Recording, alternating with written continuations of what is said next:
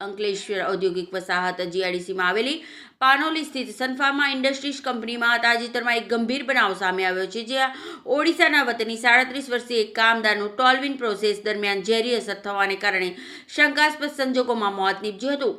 આ ઘટનાએ ઔદ્યોગિક સલામતી પર સવાલો ઊભા કર્યા છે અને મૃતકના પરિવાર પર આભ તૂટી પડ્યું છે। આ દુઃખદ ઘટના બાદ મૃતકના પરિવારને કંપની તરફથી યોગ્ય અને પૂરતું વળતર મળે એ માટે આમ આદમી પાર્ટીએ તુરંત મેદાનમાં ઉતરીને અવાજ ઉઠાવ્યો છે, જેથી વહીવટીતંત્ર અને કંપની મેનેજમેન્ટ પર દબાણ વધ્યું છે।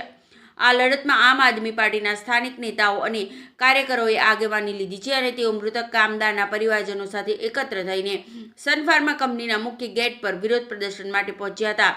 તેમની મુખ્ય માંગ છે કે કંપનીએ તાત્કાલિક ધોરણે મૃતકના આશ્રિતોને આર્થિક સહાય અને કાયદા મુજબનું વળતર ચૂકવવું જોઈએ, જેથી તેમનું ભવિષ્ય સુરક્ષિત થઈ શકે। આ સંઘર્ષમાં કંપનીના અન્ય કામદારો પણ મૃતક પરિવારના સમર્થનમાં સામેલ થયા છે। કંપનીમાં કામ કરતા અન્ય શ્રમિકો પણ ગેટ પર એકઠા થઈને વળતરની માંગણીને ટેકો આપી રહ્યા છે, જે સ્પષ્ટ દર્શાવે છે કે આ માત્ર એક કામદારનો મુદ્દો નથી, પરંતુ સમગ્ર શ્રમિક સમુદાયની સલામતી અને અધિકારનો પ્રશ્ન છે। હાલમાં પોલીસ દ્વારા મૃત્યુના સાચા કારણની તપાસ શરૂ કરવામાં આવી છે અને મૃતદેહને પોસ્ટમોર્ટમ માટે મોકલી દેવામાં આવ્યો છે। ટોલવિન પ્રોસેસ દરમિયાન ખરેખર શું થયું હતું અને કામદારનું મોત કંપનીની બેદરકારીને કારણે થયું છે કે કેમ એ અંગેનો નિર્ણય હવે પોસ્ટમોર્ટમ રિપોર્ટ પર નિર્ભર છે। પીએમ રિપોર્ટ બાદ જ કામદારનું મોતનું સચોટ કારણ બહાર આવશે અને ત્યારબાદ જ વળતરની પ્રક્રિયા તેમજ કંપની સામે કાયદાકીય પગલાં ભરવા અંગેની આગળની કાર્યવાહી નક્કી થશે। સમગ્ર આ ઔદ્યોગિક વિસ્તારમાં આ મુદ્દો ચર્ચાનો વિષય બન્યો છે અને શ્રમિક સંગઠનો આ મામલે સનફાર્મા કંપનીના વલણ પર નજર રાખી રહ્યા છે।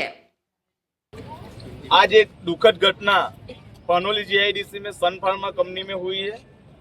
तो आज हमने कंपनी मैनेजमेंट से बात हुआ, उनको अभी 3 घंटे का टाइम भी दिया है, पर उनको सवाल ये है कि भाई सेफ्टी इंस्पेक्टर, फैक्ट्री इंस्पेक्टर और जो भी यहाँ पे मैनेजमेंट है, जो भी मैनेजर है वो क्या ध्यान दे रहा है सेफ्टी के लिए। हर बार यहाँ पे अंकलेश्वर पानोली और यहाँ के जीआईडीसी में युवाओं की जान जा रही है बार बार, मगर यहाँ पे सेफ्टी का कोई ध्यान नहीं रखा जा रहा है। केमिकल यूज हो रहा है तो उसके लिए एसओपी नहीं फॉलो की जा रही है। मास्क या फिर उनको चश्मा, मास्क सब, ग्लव्स